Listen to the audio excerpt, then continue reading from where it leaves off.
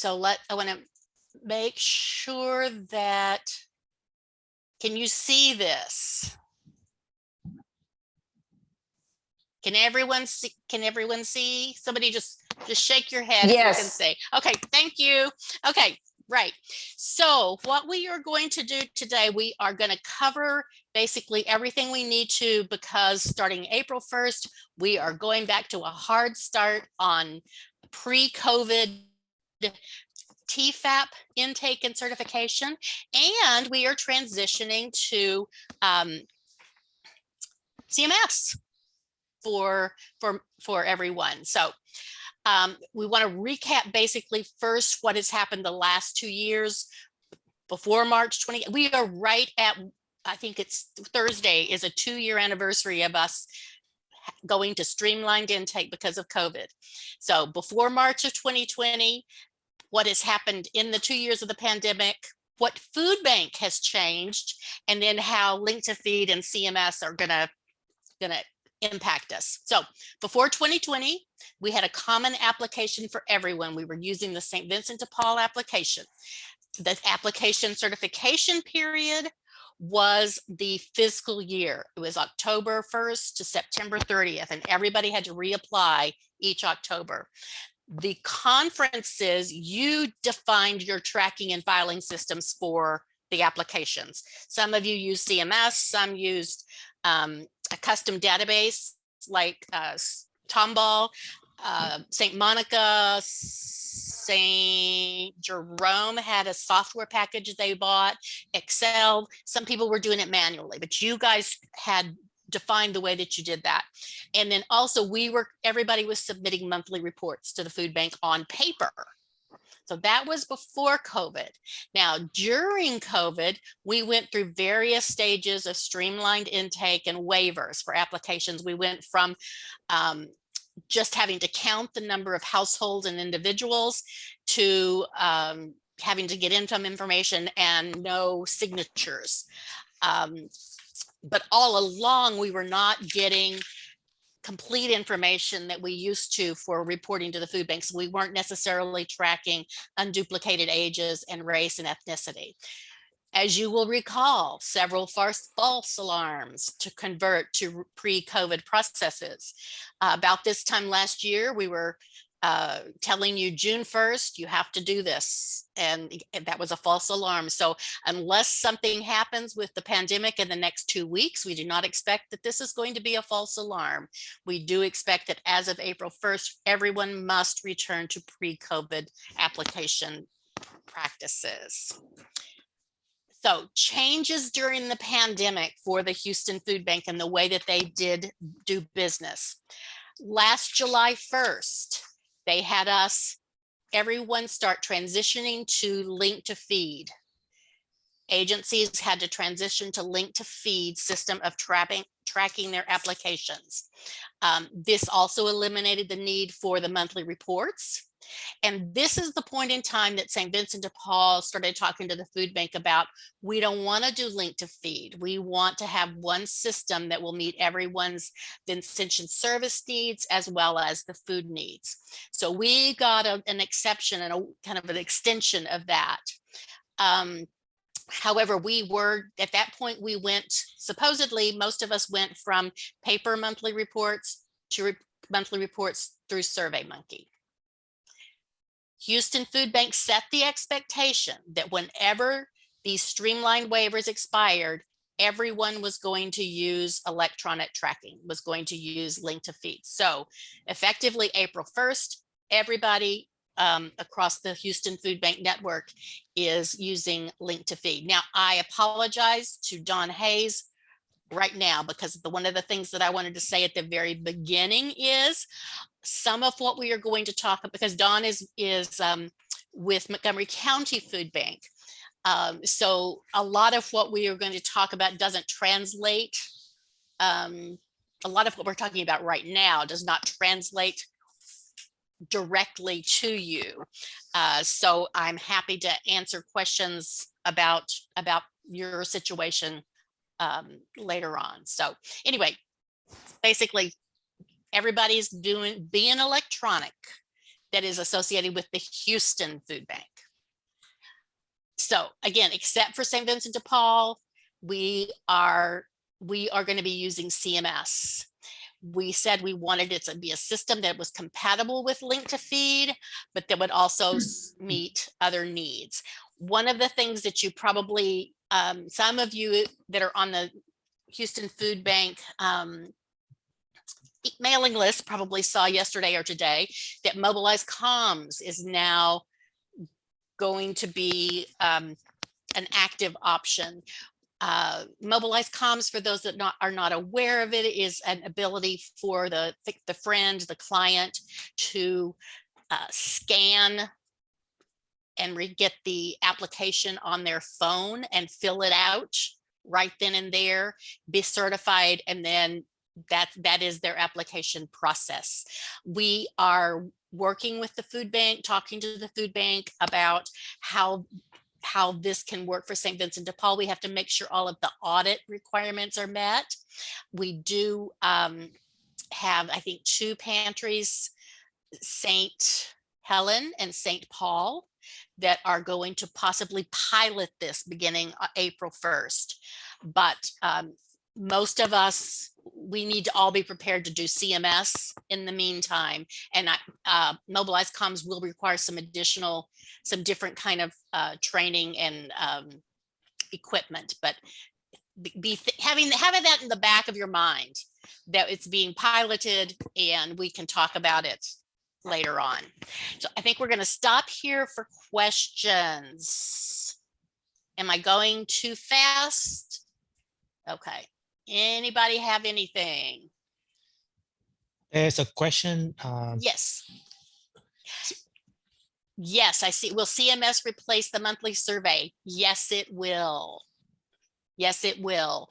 And we will definitely address that a little bit more, but through CMS, what Huey is going to do is, once you've loaded everything into CMS, he is going to transfer all of that data into Link to Feed, and then the food bank can pull their monthly surveys. So this does eliminate the conference's need to do a monthly survey. Don, sorry, that does not necessarily apply to Montgomery County Food Bank right now, but we need to have that conversation with Huey and you and Sacred Heart offline. Okay, so questions. Why is this? There we go. Now we're going to talk about a little bit more about CMS and how it interfaces with Link to Feed. The goal all along with CMS was to minimize the number of data fields required.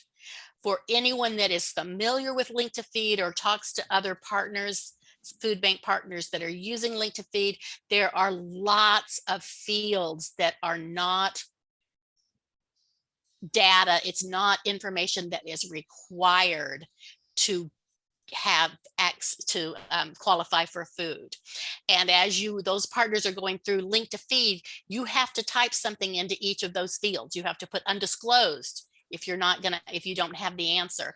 So one of the things that Huey, thank you, Huey, has arranged is with CMS, you can leave a field blank. If a field is absolutely required, you will not be able to get past that question to the next question, but you can leave a field blank. And then when that is transferred to Link to Feed, it will be converted to undisclosed. So CMS will not be as cumbersome in that way as Link to Feed is. New applications and service records are going to need to be entered into CMS between your distributions, if possible, but they must be completed by the 3rd of each month. So all of your data entry has to be completed by the 3rd of each month so that food bank, Huey can get it uploaded to the food bank in time to meet the federal deadline, reporting deadline of the 5th of the month. Here's something I want you to be aware of. There will be duplications in the system. Because of our audit requirements, each of the conferences has to have a paper application on file at the pantry for every household receiving food at the site. And that has to be able to be tracked within CMS. We tried to think of all possible ways to share that information to have only one record, and we just couldn't get past the audit requirements. So when you are entering somebody into CMS, you're going to see somebody else's name, the name that you're entering likely. You just need to check and make sure whose conference it's tied to. That's probably clear as mud, but anyway, there will be duplications in this system. Throughout all this, Houston Food Bank gets its data needs met. They can upload data for into link to feed, and they can get their monthly reports, and we retain control over the things that we have to have for the audit. We have the ability to pull the monthly survey data. And we can also create the unduplicated lists now. That is not something that you will have to do every fall when the auditors come in. We will be able to pull that from CMS. Okay, we're stopping again. Okay. Questions? There's two questions. There's one from Yes. John and one from Susan. Okay. Go ahead, Susan.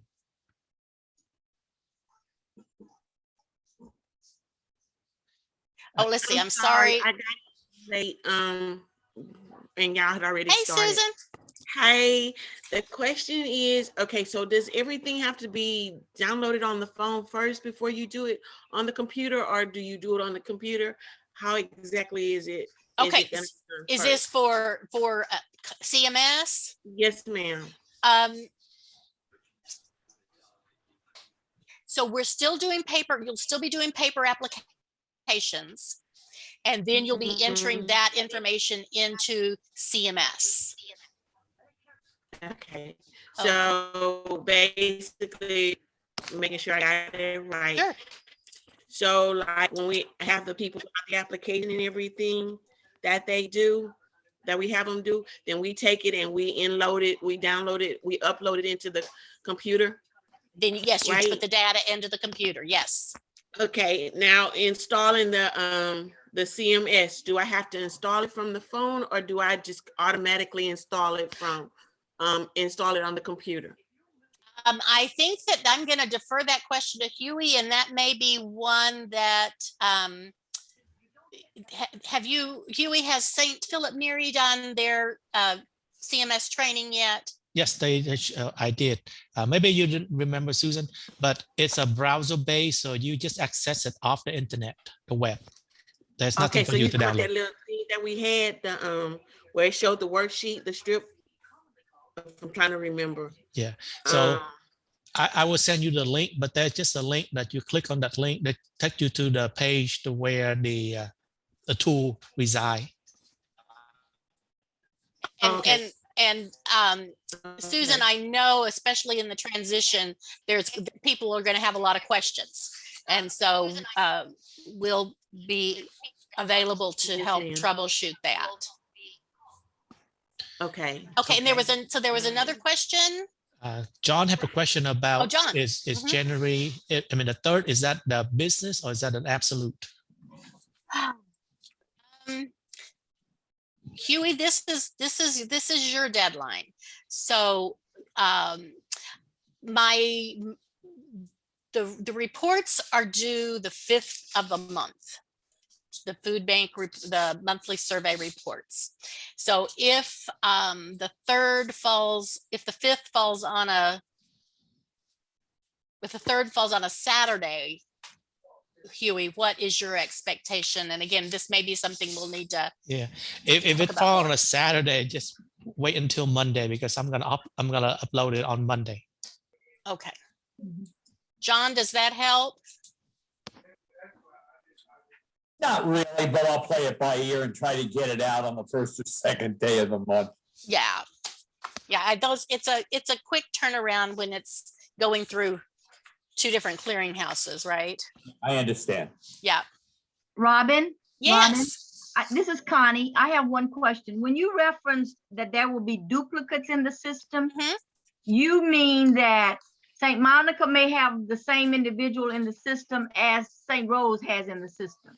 Correct. We will need to be sure if we have that person coming back the next week, that we're updating our record versus their record. Correct. Okay. Yes, yes. And you will only be updating information on your application, not the one that St. Rose has. I got you. Right.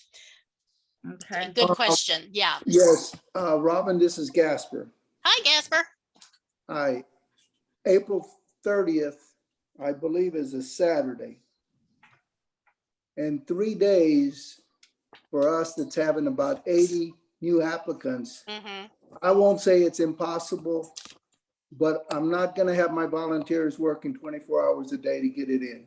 24 hours a day on a Sunday. Right. Including Sunday. Right. No, I will say the June 29th, July 30th, August 31st, November, almost 6 months, either for us, a Wednesday or Saturday falls on the on last those day of the month. Yep. Yeah, In I 3 think there's gonna have to 3 be some days is- flexibility. 3 days is just, I won't say impossible, but it's pretty impractical. Understood. And yeah, and I think there are going to be some delays. I'm sure at the first, just the transition, but we'll cross those as we get to them. And yes, we do not want to put anybody in that kind of a situation. Yes, I appreciate it. So good. Other questions? Okay. So now what are we going to talk about? We're going to talk about those Tfap changes that are coming on April 1st. And we're talking about them because we haven't done them for 2 years. So we want to make sure that we remember what they are. Returning to the pre-COVID requirements. So we're returning to the common application. Some of you have been continuing to use this throughout the pandemic or have picked it up sometime in the process, but not all of us have. So starting April 1st, everyone has to return to a signed application and certification process for all households receiving food. Starting with everything that we do April 1st, these will be subject to audit. So the single audit of the food program for the fiscal year of 22 will cover the food distributions, people that received food from April 1st through September 30th. That is the body of applications that could be sampled to be audited. Now, the auditors will look at what we did October 1st through March 31st, but they will be looking at the sign-in sheets, right? They'll be looking at it from the streamlined process lens. Electronic tracking, we've said, this is going to keep being hammered in, I'm afraid. We all begin using CMS starting April 1st for tracking. This is going to be a little bit more of an impact on us. We have to move to rolling application certification periods. The application start and end date will be based on the date of the application, not on the fiscal year. Let me say that again, because a couple of years ago, we had everybody move from whatever you were doing to the fiscal year application, which means everybody had to fill out a new application in October. Because of the electronic, the systems, we have to move to the rolling application certification period. Start date and end date are based on the application date. 1 year of eligibility for income eligible or categorically eligible households, 6 month certification for emergency eligible households. This will be talked about more. So the good news, no more monthly reporting. You don't have to come up with your unduplicated list for the audit. And if you are using CMS for your Vincentian services, your Vincentian activity as well, those monthly reports get pulled from CMS. So another advantage to putting them into CMS. Your audit responsibilities have been reduced to doing inventory on twice a year, June 30th and September 30th, maintaining those application files and producing applications as the auditors sample them, making sure that you have your current health certificate, and we have a copy of that on file at the Food Network, and signing the new agreements with the food bank each year, and then being available for audit visits. So that'll be nice that there's not quite as much for you to have to do for the audit. Okay, gonna stop again for questions. That was a very short little section. All right, moving on. Oh, I'm Robin, sorry. Nope. I have a question about the rolling application Yes. certification. Okay, we are now doing drive-through, and we Yes. average about, let's say, 40 to 50 people each week. Mhm. Okay, I'm trying to think of the logistics of the rolling anniversary dates. How will we keep up with that? And How will we yes. get, it's okay when the clients are coming in, we can just pull the application and see whether or not it needs to be updated. But if the cars are moving, that's going to be difficult. Right. And we're gonna talk about that in length in a little bit later, but there are who is talking? I'm sorry. Bertha. Bertha, yay. So you were already pulling your list and checking people off by that. It's going to be a similar process. Okay. CMS is going to provide that list for you. So, and yes, hang on to that question and see if I do not answer it adequately, hold me accountable, okay? Okay. Because we will go into a lot more detail. Hey, Robin, Yes. this is Suzanne. Hi. How are you? Good. I have wasn't a expecting you. Well, I was able to make it after all. Good, I good, got in good. a little bit late, but I'm here. Okay. I have a question regarding the application form. Yes. We continued using the form the entire time. Is there going to be a change and update to that form? A for minor us to one. use?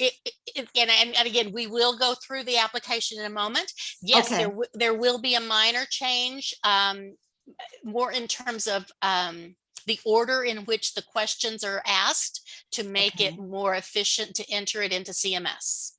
Okay, because I know right now the form doesn't contain date of birth for the applicant. But- Right. But we've been asking for that so that we can enter that into CMS. Yes, yes. So yes, those kinds of things. And we will go through step by step through the application in a moment. Oh, excellent. Thank you so Okay. much. Sure. Anybody else? Okay. Yes, Robin. Yes. This is Don. We've been taking paper applications, the complete applications with signatures since last June, since I guess that form came out, that new application. Right. Does That that first mean, false alarm. does that mean though that we can be now on a year, a rolling year? Like if we took one last week, can we then make that the rolling year, or do we have to do every single one April 1st and then start with the rolling year? For a number of reasons, our request is that everyone start April 1st. And I think Marie is maybe still on the call. Yes. So she will likely be able to address that better than I. Yes, I did make the recommendation. I would like to say I didn't plan on being on this meeting, so I apologize. I'm multitasking, but it's nice to see everyone here.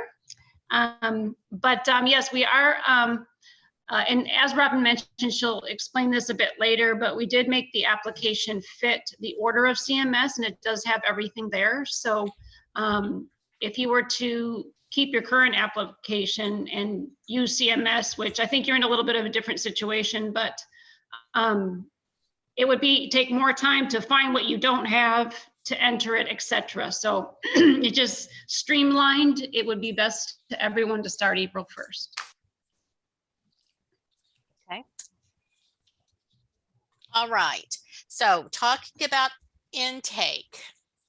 So all households receiving food must have that current paper application at each conference where they receive food. Thus the duplicate applications. This applies to all food distributions. And I need St. Leo to pay close attention to this, I'm afraid. This applies to all food distributions, your pantry and your food fair or mobile distributions. I know during the pandemic, we were not necessarily getting applications from people at the food fairs and the mobiles, but starting April 1st, anyone receiving food is going to have a paper application. And we can, for anybody that applied, that's a concern for, let's talk about some strategies offline. And all of the St. Vincent de Paul pantries will continue to use the common application. Again, certification period is moving to rolling. Rather than have a new application each fiscal year, changes will be made as new guidance comes out from USDA, the Houston Food Bank, or the state, or the auditors. So for that reason, we will not be changing the application, hopefully very often. The rolling application process, let's look at that again a little more closely. Your distribution needs to be able, when you're intaking, when you're going up to that car, Bertha, you are going to need to identify existing applications that are current and eligible, that are expiring soon, or that have already expired. Now, I say that with the caveat that if new applications start April 1st, the earliest that anybody is going to have to reapply is going to be September. So we don't really have to worry about those expiring applications until later in the year when we have everything else worked out and it's smooth. September 1st would be when if somebody applied on April 1st and they were not eligible by income, but they'd had an emergency in the family, they're only certified for 6 months. So they would have to reapply September 1st. Otherwise, the earliest that anybody's going to have to apply will be next March. Their application will not be expiring until March of 2023. We are going to talk to more details. So preparing for a food distribution. So you have the date scheduled. To prepare for it, you're going to print your blank applications. You're going to print your daily sign-in sheets that you use to record people that are coming in. Then you really have to decide what process you're going to use to determine the application status. And there are potentially more, but I came up with 3. The first one is that you have access to the client files. Right? Somebody comes in, you're talking to them face to face, you can look at the file and determine the status of their application.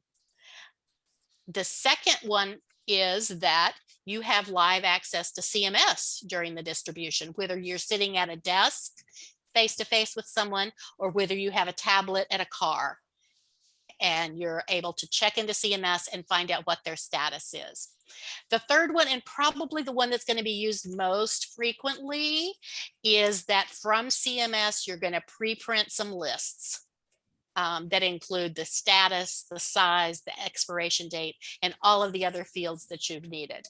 So putting this a little bit into context, I know from talking to the different conferences, like the live paper, having access to the files is something All Saints does. That's right, Pam? That's the way that you do your intake? Maybe she's not there. So anyway, my understanding is that Pam, that All Saints, they see people face to face each time they come in, and they are working with the numbers that allow them that kind of personalized attention to be able to look at the application. This is also a system that might work well for St. Bart's or another agency that is working on appointments, where they can actually check that out before the client comes in. Now, the live CMS is going to be one if you have you go to the car window and you have both devices and Wi-Fi, and you can do everything online, determine whether somebody's eligible or if they have a current application. But like I say, the pre-printed lists are really going to be probably what most of us will use. I don't think we have St. Paul or St. Helen, either one here, but they both, and I don't think it would work for St. Leo either. They have small pantry operations and then monthly big food fair operations. So for their traditional pantry, one of the first two might be a good model. But when you start working with lots of cars in a short amount of time, you're going to want to work from a pre-printed list. So so what that may look like. So these are the parameters that we have asked that CMS be able to provide. So this would be your list, right? You'd have a client ID, the status of their application, the application end date, or when is that application going to expire? You have a last name, first name, date of birth, household size, these that would allow you to potentially catch a duplication too. The last service date, you'll know the last time that they came to your conference, and you'll know the date of their application, and you'll know for sure that that it is your record and not belonging to somebody else. These will all be coming out in Excel format, so you will either when you request the report or you have the data, you can filter things. So, you know, one of the thoughts is that you have just a list of current applications assorted by last name, right? So these are the people that are good to go. You don't need anything for them. And then in addition to that, you have a very short list of applications that are expiring, right? So if you're at the St. Bertha, you're at the car and you have somebody's name is not on the long list, you check the short list and they're expiring this month. Okay, we need to give them an application to fill out so that next month it'll be done. The third possibility is expired applications. So my thought on this one is, and I use St. Monica as the example. So you have 50 people on a list that are expiring, and then you have however many lists of current applications, and then you may run a list of expired applications for the last 6 months, because you may have somebody come in and say, but I have to have a current application. I was just here back in December. And you could say, yeah, but people don't remember when they were first there and when they first filled out that application. So at least you have some kind of a list that you can catch those expired applications that have, that have likely been there in the last few months. So they were eligible in December, but sometime they haven't been back since then. And so they didn't know it was expired. I really want to stop here for a minute and get some feedback and some questions and ask how this kind of fits with your systems. Robin? Yes. Again, I said with the sheer number of people that we see each week, okay, I can understand, you know, the many of them will expire next April. Okay, that's fine. We can get those taken care of. But the month to month, and I understand what you're saying about printing out, you know, the list, expired list, and so on. But if I have that list and I look at it and I see that the application is nearing ending, I would give an application to that person right then and there. Okay, I thought I guess I understood something you said earlier about the certification. I was thinking that we would maybe keep the same application and just have a certification line for each year. No, I wish that we could. I wish that we could. And I know that is something that some of the pantries had done, but that is definitely what we have gotten dinged on in the audit. Okay. Is I think you know, you've had it, you use the same application, you go back and you may change the data, but that is not adequate for the USDA. Sorry. Okay. Now, one of the things that you can do on CMS is print out an application, right? But that would not be the same as the common application, right? I'm gonna, Huey? Oh, I can upload the application into CMS and you can print out from there. Right now, it's not uploaded, but I can upload an application. Okay. So that's something for the moving forward, is that, or sometime in the Yeah, I mean, as future? soon as you give me an application, Robin, I can upload it. Okay, all right. I'm not sure that this is going to answer your question. We have been in all of the conversations around all of this, kind of dreaming. John, you'll like to hear this, dreaming of the time when we can just do electronic applications.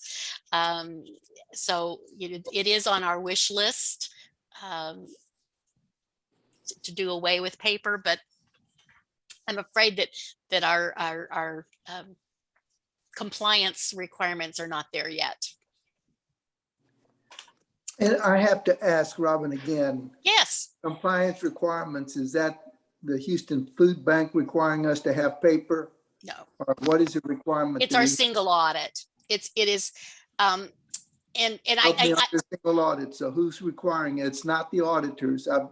I know as an auditor, we don't require paper documents. So let me go back. This is something I did not, I feel like you guys are probably tired of me hearing. Go offline on this. No. I think it's important that we say it because there are some people that haven't been on these calls in the past. So when we talk about the single audit, we're talking about St. Vincent de Paul, Archdiocese of Houston, Galveston as a whole. So each of us have our own relationship with the Houston Food Bank, right? You sign your own contract with the food bank.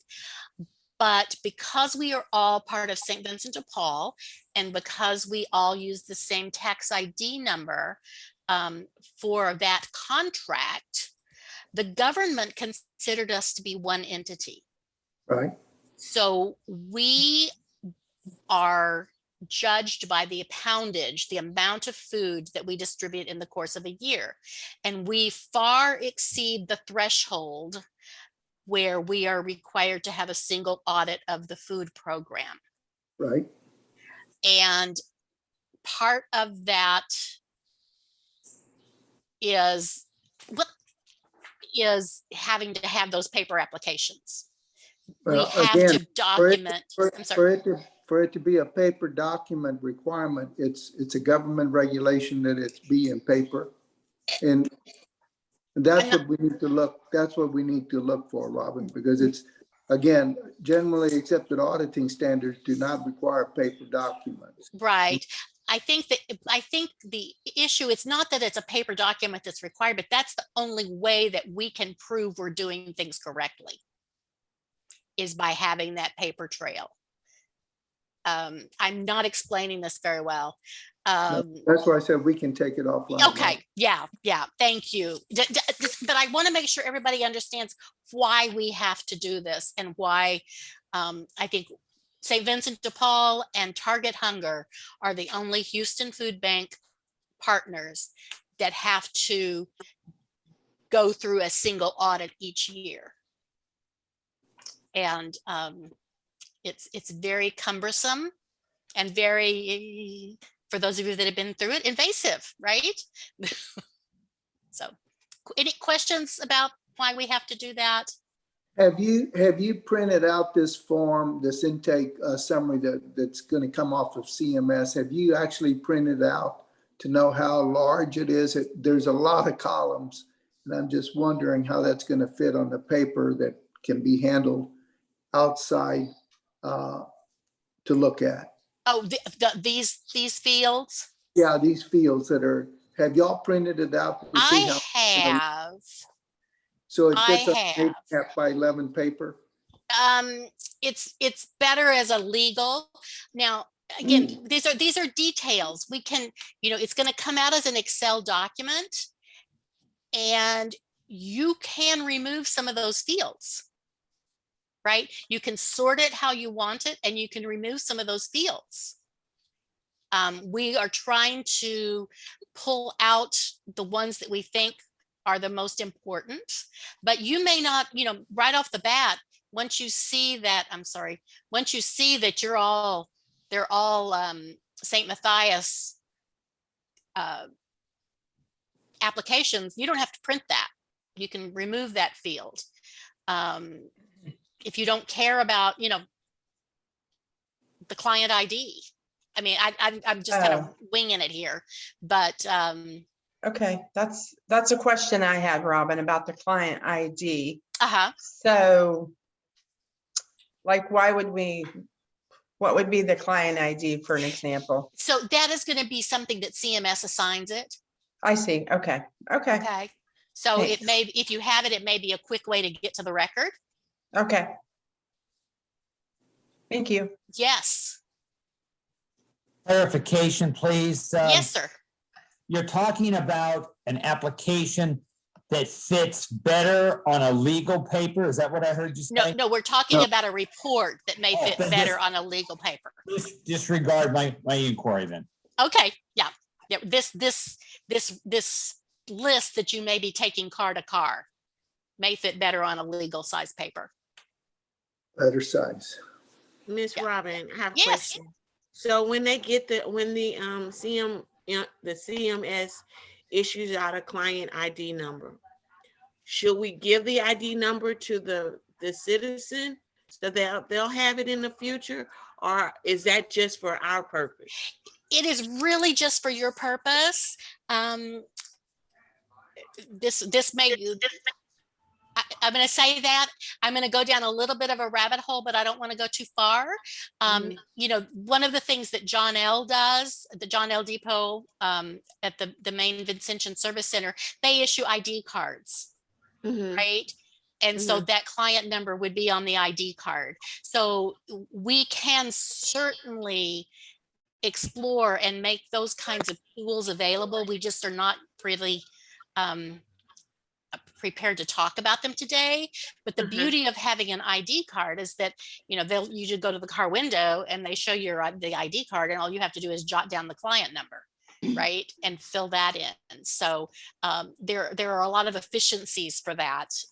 Yeah, Robin, we use a card when we take our application. Once the application has been completed, we give our friends a card, and when they return every month, they come with that card, and that way we can tell when they were there each month, each time. Yes. And it can have their expiration, the end date of their application right there. All the information. And it can have their client ID on it. Yep. Right. So there's a good case to be made, depending on how just the specifics of your operation, that may be a good tool for some. Good. Thank you. Okay. Other questions about this at this point? Okay. All right. The next thing, we're going to look at the application. And so remember, the applications, everything is self-reported. No IDs or documentations of any kind can be required. You can ask for them. You can ask for an ID just to help with spelling and address, but you cannot require it if they do not want to provide it. Also, this has happened, this zip code restriction, we are now serving all zip codes regardless. It became a practice during COVID, and we are not going to go, the food bank is not going back to allowing people to only serve certain zip codes. Are we going to continue getting the food free from them, or will we have to start buying it as we did before COVID? I'm going to ask Marie to weigh in on that. Yes, nothing has changed thus far as we know, so it would be the same process. So we'll continue. So no charging right now. Correct. Okay. Okay. So this is the information that is required to be able to certify an application as eligible for food. You have to have the date of the application, the number of people in the household, the gross income for the household and the frequency that they receive that. It has to be signed. Again, this is the one that we're finally returning to for April 1st. It has to be signed and the date of the signature. Please note the only situation in which case the income information is not required is if somebody receives SNAP benefits, some of the categorical eligibility benefits, in which case they are categorically eligible and you don't need income to certify them as being eligible for food. Okay, so taking a look, 6 pieces of information that are self-reported. You have the date, the number of people in the household.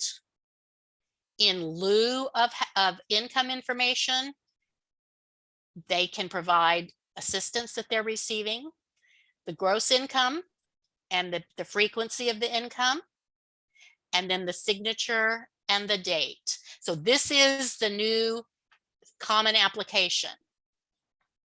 Let's take a look and see if this grade level is something that is new.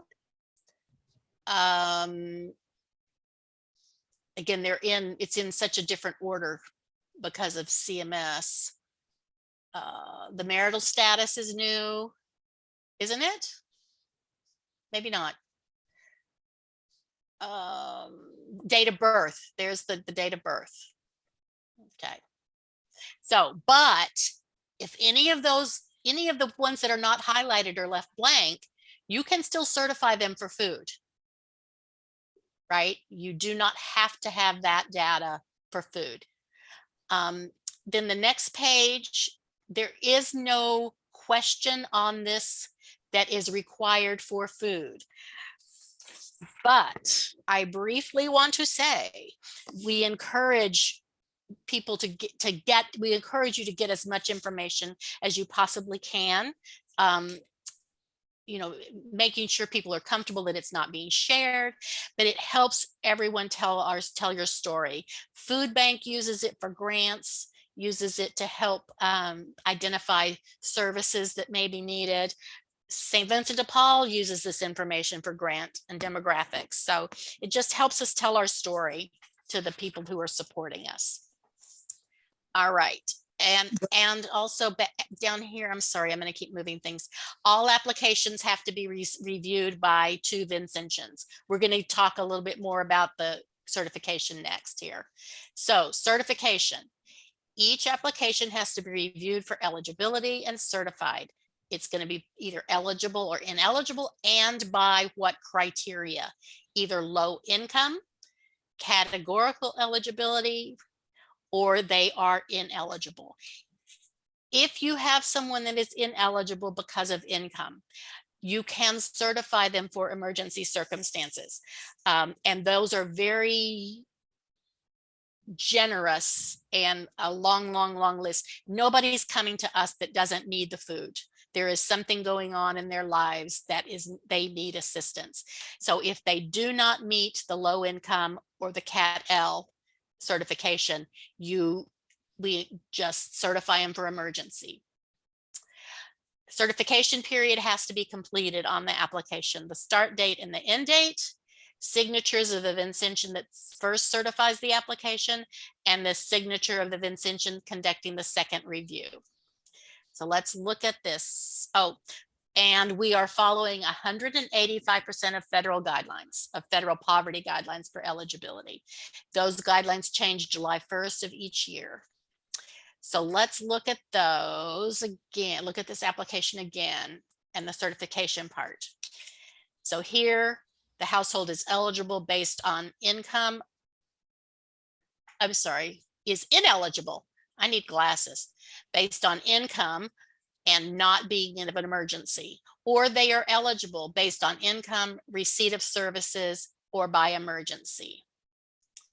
Certification period, start date is the application date, end date is either 12 months from the start date or 6 months from the start date, depending on how you've certified them.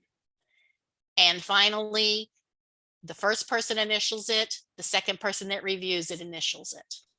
So it's still a 2 eyes on every application process. Let's look at the criteria. This is an example of the income guidelines that are currently in effect. They expire June 30th. You have your household size and then your incomes. So this one you determine income eligibility. To find this, you can contact the Food Network or you can visit the state website. And we will send this out to you every June with a reminder saying, you start it again, you start this using this list in July. The categorical eligibility, again, is based on SNAP, WIC, TANF, CHIP, Medicaid, or SSI. And then finally, emergency certification based on any kind of circumstances. And like I say, be generous in those certifications. So I do want to remind us of some of the issues that we've had in the previous audits and why we talk about this so much. When the auditors pull those paper applications, they're spending most of their time looking at this part. They're looking at how we have certified them. And we have often had that these boxes just didn't get checked. You know, you guys are dealing with hundreds of applications. It is human error that we are going to overlook something, which is why we have 2 people looking at it. We have had the certification periods not be filled out. We have had the initials not be filled out. And every time that happens, it's a cumulative effect on our relationship with the Tfap program. If the auditors continue to find the same problems with our applications, we are at risk of losing the program. So we really can't, and we've been doing an audit, Marie, since 2015, I think. Yes. 15 or 16. So we have yet to have a really clean audit. And each year it gets more and more difficult to explain why we keep making the same mistakes. So this is why we keep, and it's usually not the same people making the same mistakes. It's a conference that hasn't ever been audited before. So it's just unfortunate all the way around, but we keep harping on, we have to do these things. Yes, I would like to interject really quick, if I could. Yes, please. Another spot where we got dinged is if your friend certifies by SNAP, for example, on the income section, you still need to put a 0. Not my rule, but that is something that they will call us on if we do not put a 0 there, even if they had categorical eligibility. Just wanted to mention that. Okay, yep. I have a question, if you don't mind. Please. Excuse me. So tomorrow, that's when we do our big drive-through. And if I mention to the interviewers to go ahead and check for office use only, just to make sure all of our I's are dotted, so to speak. Let's say that one's missing, okay, like the end date or the start date. So would we put the start date would be when they started, or would they initial the date for, like, say if they did it tomorrow? The start date's going to be the date on the application. So that would be, okay, so that's a date we would put. Yes. Yeah, the start date. Yes. Just verifying that. Yes. So now the one thing that I want to, and we don't have the auditor on the call, so I feel comfortable saying this. You know, so in the course of the audit, the auditors are going to look at that unduplicated list of everybody across the Archdiocese that's gotten food, and they're going to select 40 or 50 or 60 applications that they want to see. And we will send you an email and say, Connie, we need to see these 5 applications, and you're going to pull them and you're going to look at them to make sure that they're right. You can't change anything that's not, like anything that the friend has to fill out. Like if it doesn't have an income or it doesn't have a signature, or it doesn't have a household size, you can't make those kinds of changes. But Right. you can change, you can audit yourself here and make sure that those things are completed. So if you can correct an application before you send it in for audit, that is, you're just pre-auditing yourself. Sure, okay. Right. And Okay. we do encourage you to do that. Yeah, I good will, questions. Robin, Rob- I had a, Go ahead. Oh, that's a good question, Bertha. Sorry. Yeah. Okay, What's that? yeah, I was just wondering if a person receives SNAP and has an income, do we still put a 0 on the income line? You know, you can get them to fill that out. You can ask them for the information, and if they don't do it, just put a 0. I would get it personally. I mean, I know Marie has said the auditors do that. I would personally argue with the auditor about that, because it's in the federal regs that they're categorically eligible. So we're just taking the easy way by saying 0. Robin, where we did get dinged, we marked unemployed, but we didn't put 0 on the income. Right. And that they did ding us on. Yes. I would argue that if they're unemployed, they have no income, but you do have to put a 0. You do have to put a 0, because there may be other sources of, yeah. Okay, Robin? so if they fill out the application and they come to income and they record an income, what do? We scratch it out and put 0? No. If they put it in there, that's fine. Absolutely. Okay. Yeah. Just don't leave it blank. Don't leave it blank. Yes. Don't leave it blank. Correct. Robin, Yes. back on page 1 of the application. Yes. Let me go back there for you. Yeah. Did they remove the breakdown of the ages that we currently have on the application? We have now 0 to 17, 18 to 64, 65 plus. Right. Is that still on there? I didn't see it when I looked quickly. It is not. And now, Huey, I'm going to have you listen to my answer and tell me if I'm right. Because of the way that Link to Feed is now calculating that, they are calculating it by date of birth. So you're getting the head of households up here, right? But on page 2, you're asking for everyone else's.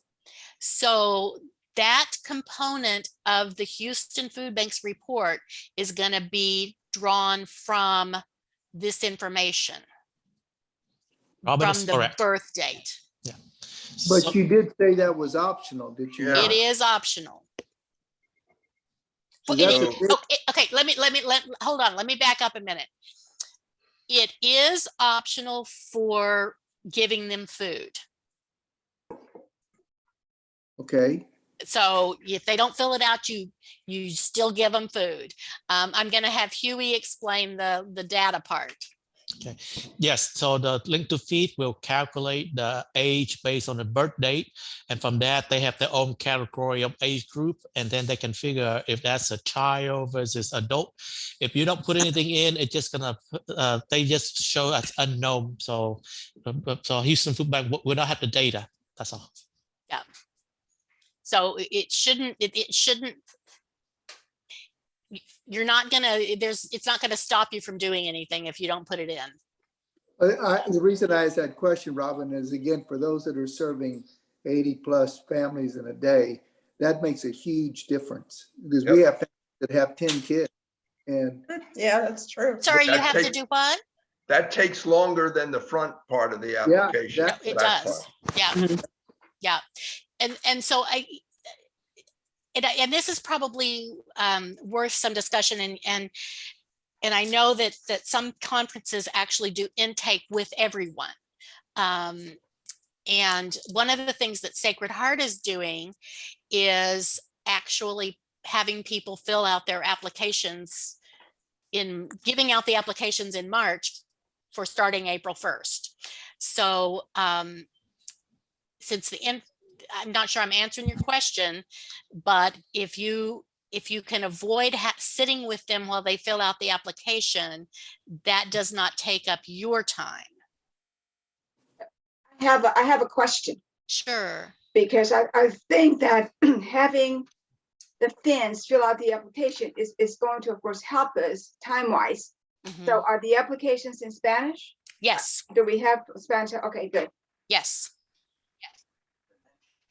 Hey, Robin, I have a question, but I don't know if you want me to ask now. It's about the application. Please, no, that's fine. This is a good Okay, time. so you mentioned Sacred Heart, that yes, we started passing those out last week. We're using the application, previous application. We're not using this application. Correct. So when will we be getting the new application, and how does that affect, like, for instance, the applications we gave out last week, since they're different? Well, they're only different in the order in which the data's there. So, okay, so it's still a compliant application. Okay, so we don't have to redo them all. Okay. Absolutely. Yeah, no, that is definitely something we discussed before you started doing that. Yeah. Okay, thank you. Yes, yes. Okay. Right. Okay. Yes. Thank you. Also, we'll be sending Robin? the applications a bit after the in the next few days, next 2 days or so. Along with a PowerPoint. Yes. Yes.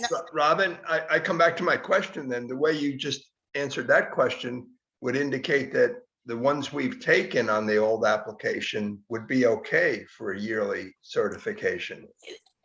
Yes, so when's the cutoff date of, we've been taking them so if they're good for the last 2 weeks, are they good for the last month or the last 2 months? What Sacred Heart is doing, they're sending them out now, but their start date is not going to be until April 1st. Sorry. They're just giving them out ahead of time.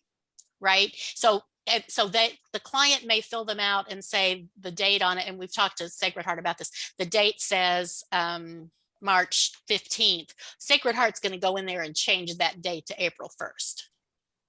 Well, we're not going to change it, right? We're going to write the date above it. Write the date above it, but you're making. I want to make sure we're not. No, absolutely.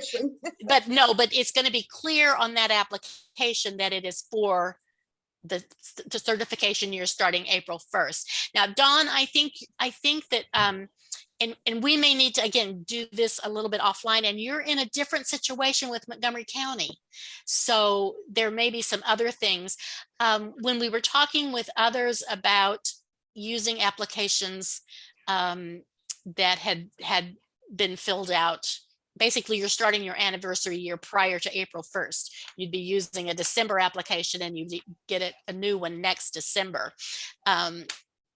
There were just some again, Marie, I'm going to ask you to fact check me on this. There were just some ways for things to fall through the cracks around. Yes. It was just going to be easier on everyone to start April 1st, cleaner to start April 1st. Yes, because there are, with the CMS requirement, there are very few, but there are a few, added fields on the application. So it just makes it cleaner, as Robin said, to everyone to start. But Dawn, I really do want to have a separate conversation. Okay, yeah, because we don't have CMS. Around Montgomery County, right? Yeah. Around Montgomery County. Yeah, so it's probably better offline, Robin. Yeah. Right, yeah. But you will in April start this new application. Yeah. So, and you will be starting the rolling applications.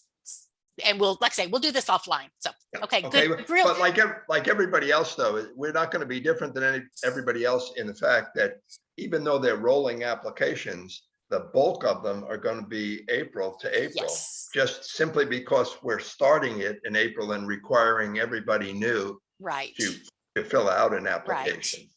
Yeah. Right. Yeah. Miss Robin. Yes. Question. So if we need to make sure that the back of the applications be filled out with the date of birth, because if it doesn't have a date of birth, don't it messes up the monthly report when you have the different categories? But that is the food bank's problem.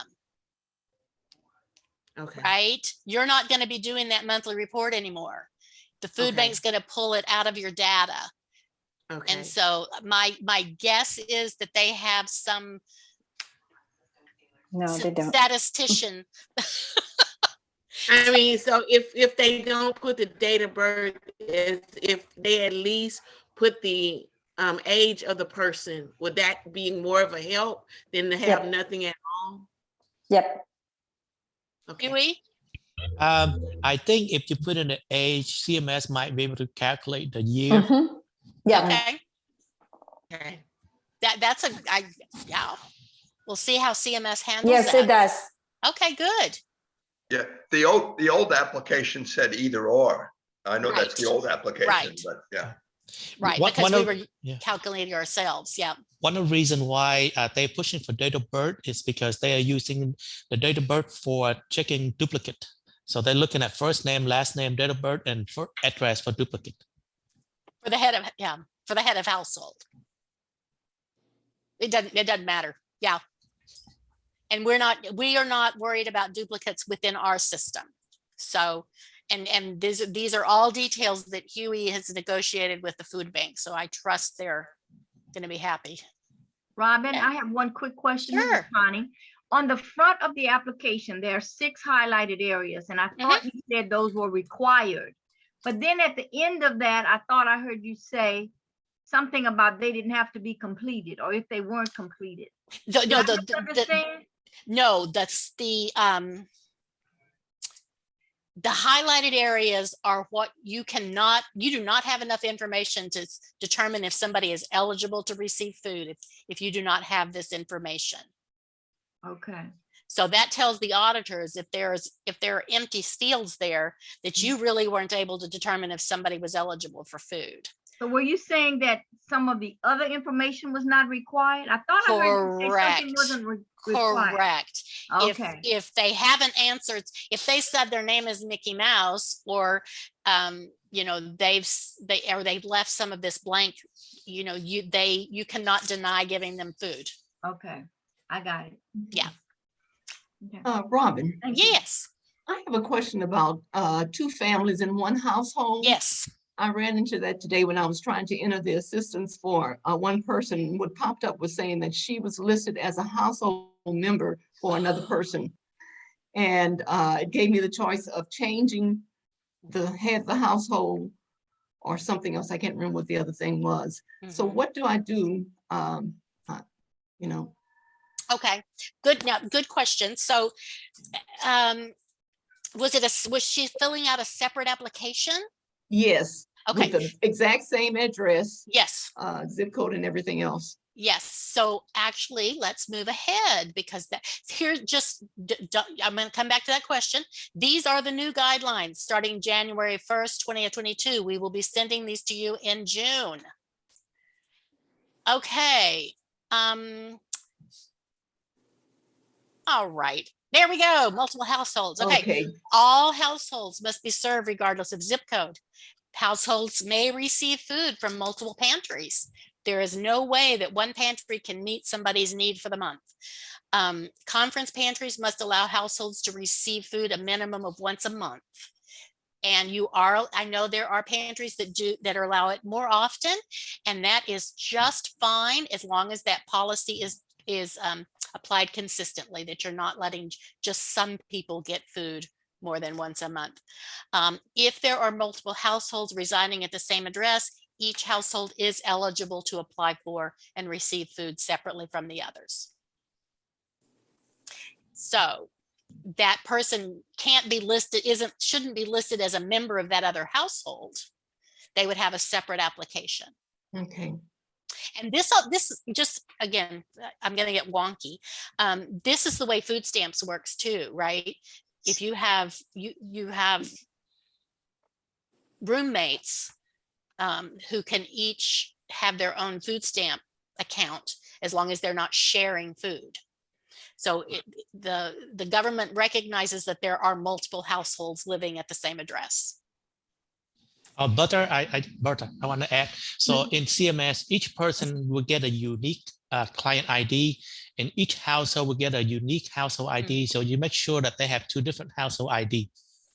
Okay, and also remove her from the household of the other person. Correct. Correct. Yes. Correct. Not that it matters, but in years past, though, it used to not be like that, right? In The what? whole, multiple households. You know what? From a legal standpoint, it has always been this way. Okay, didn't know that. Yeah, from a functional standpoint, we see the gamut. I see some that say you can't have 2 households. I'm only going to serve 1 household in a car, even though they may be carpooling. So, Sure, okay. legally, it's always been this way. Did not know that. It hasn't always been the way that it hasn't always been that people could get federal commodities from multiple pantries. That's a recent, within the last 10 years change. Okay, I was just curious. I didn't mean to hold you up. No, it's because I think it's important to clarify these things, because some of it's kind of the way we've always done it versus, you know, and now that we're having to be audited, we really have to look at what the letter of the law is. Sure. Yeah. So, yeah. Okay, so thank you. Yes. Okay. Any other questions before we go on? All right, we're going to talk about it. We are now talking about things probably from the time that we started the application. These are the things that you should be training all of the people that work on your pantry on, to at least have some basic understanding. You know, the people that are filling bags don't need to know how to certify an application, but there needs to be some understanding of the requirements. So so we've talked about the application requirements, and these are the administrative requirements. Again, I keep coming back to this. You have to keep applications, you have to do inventory, health certificate, sign your agreement. Note that all agreements, whether it's with the food bank or with anybody else outside of your conference, also needs to be assigned by Anne, by the St. Vincent de Paul Executive Director. Administrative requirements. Inventories have to be done June 30th and September 30th. This is traditionally just your Tfap food. The agreement is signed every July, hopefully, or at the time that you are visited by your food bank. Document retention. You have to keep everything associated with food, applications, sign-in sheets, food bank invoices, shipping for 4 years. Now, for your Vincentian records, financial form retention is you have to keep for 7 years. And then there is a number of civil rights requirements. You have to have the Injustice for All poster and your beneficiary rights things posted in public space. All Vincentians have to be trained annually on civil rights. There is an online group class available on the food bank, so you can do it at a conference meeting as a group. That training must also include the St. Vincent de Paul complaint procedure and how people handle complaints. Food applications must include the USDA non-discrimination statements. Actually, the law says all public documents that reference the food program must include the non-discrimination statement. So again, letter of the law really means websites and posters and flyers, and anything that's going to go to the public must have some kind of a USD. We are a equal employment service provider, equal opportunity service provider.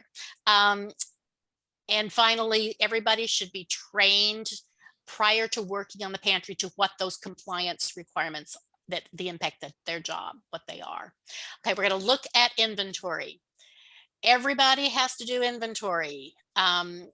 It's by category. Usually it's Tfap food, but the food bank or the auditors may require a count of other categories like FEMA, right, Connie?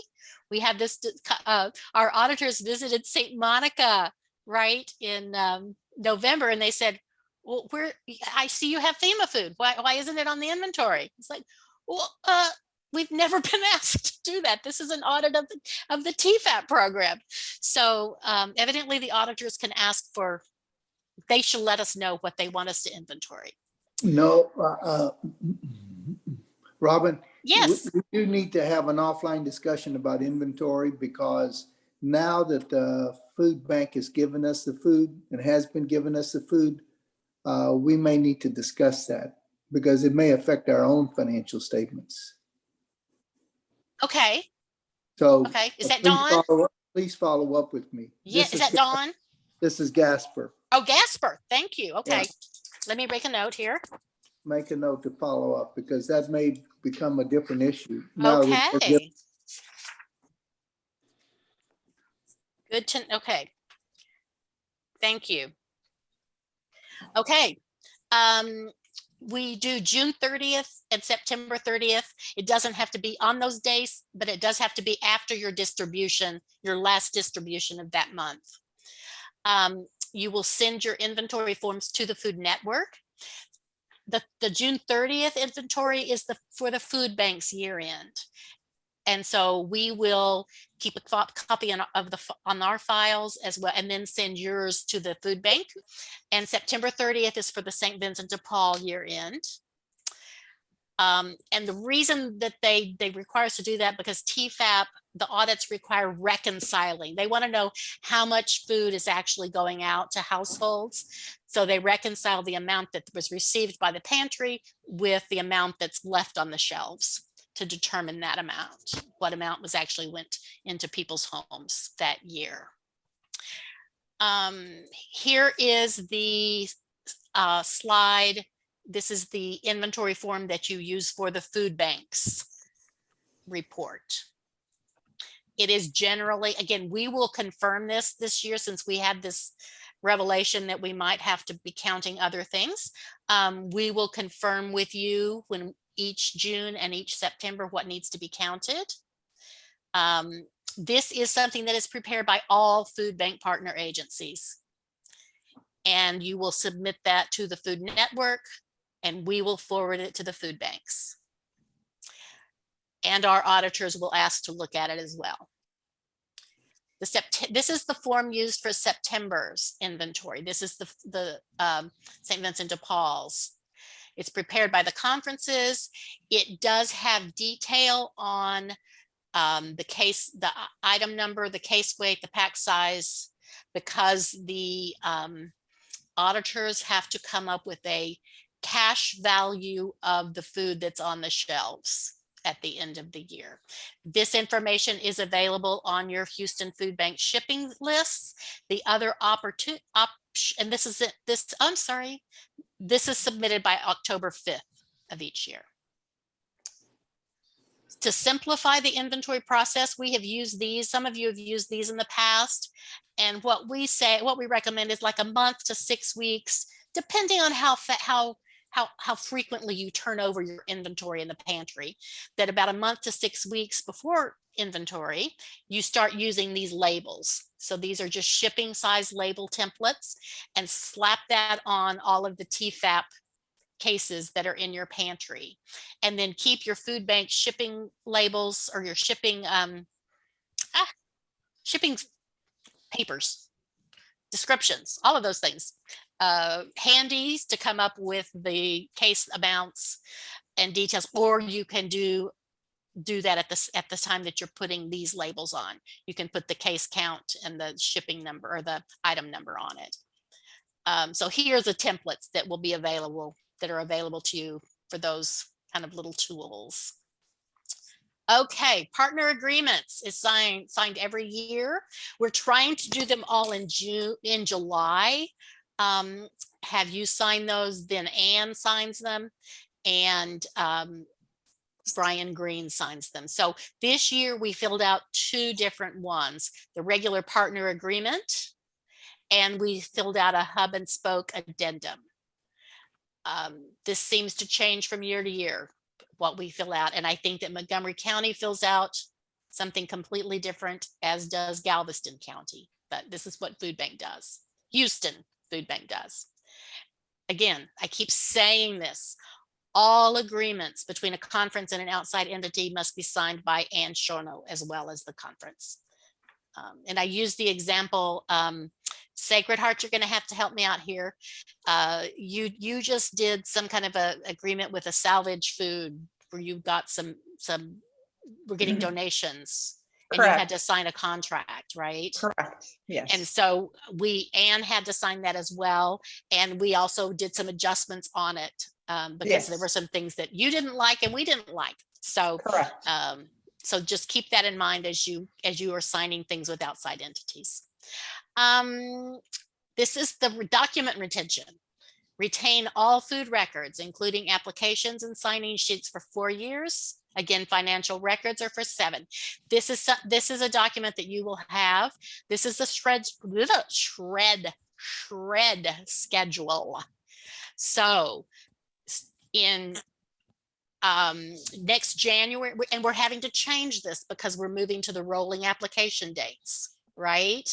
So next January, you're going to be able to fill out, you're going to be able to shred documents that were food program documents for the calendar year of 2018. Okay. Then in January of 24, you can shred 19. When the auditors, whether it's our auditors or auditors that come from the food bank, they are able to ask you for anything within this 4-year period. So we have to keep them. Okay. Robin, quick question. This is Don. Yes. Understand the 4 years and the 7-year financials relate like to bank accounts and things like that. Right. If we help a person with rent or something like that, that's a 4-year, we assume. You know what? I wouldn't say that is a Vincentian service issue. So I would defer that decision, that question to Pura, because what I'm talking about are all USDA. Okay. Okay. Sorry. I hate to, does anybody else know the answer to that? Carol may. That's a financial issue. That's on the financial side of that house, I'm sure. No. But that's what I'm assuming. Yeah. But it's, I don't know that St. Vincent de Paul doesn't ask you to retain records longer. I don't know what the St. Vincent de Paul guideline is for Vincentian services records. Is Carol still on the call? You know what, I am going to write that down and we're going to confirm that with Pura and let you know. Okay. Thank you. Good, really good question. Some of the information, I'm sorry, this is Blanca. Some of that information is on the treasurer's report. And the internal control and policies procedures manual. It's all that information about the details about the years. Everything is in there. I just can't tell you what page, but it's there. Right. And we want to make sure that it's not just bank, definitely bank documents, but those service records for rent and utility assistance, if that's included in that. So we'll thank you. We'll find that out for you. Okay. Okay, this is the civil rights compliance part. The "And Justice for All" poster must be posted in a public place. In addition, there's some beneficiary rights and other documents that have to be posted. I'm referring you to the Houston Food Bank Guidebook and portal for those documents. They seem to change. So, but this one is the one that that's most important. All Vincentians and Pantry must receive annual training on civil rights. We talked about that. And you must include training on the St. Vincent de Paul complaint procedure, which this is the civil complaint procedure. We will send this to you electronically. It has not changed in recent years, but you need to, I think kind of the outline of it is anybody can, a friend can come up to anybody and start complaining, and that person just needs to be comfortable knowing what to do, which is basically listen patiently and then go get whatever the manager of the day is and let them deal with it. You are not to try to determine if this is a legitimate civil rights complaint, but you are to just kind of listen respectfully, don't argue, explain to them that they have a right to file a complaint, and take them over to that and Justice for All poster. And down here, it's going to be more easily read on the poster itself, is the address where they can send a complaint. And so you write that down for them, make sure that they have it. And then following that conversation with the friend, you want to document your conversation. You want to notify the food bank, and you want to notify the food network of the complaint. Here is the complaint form. Again, this is for internal use only. This is not something this is something we developed to help us track these.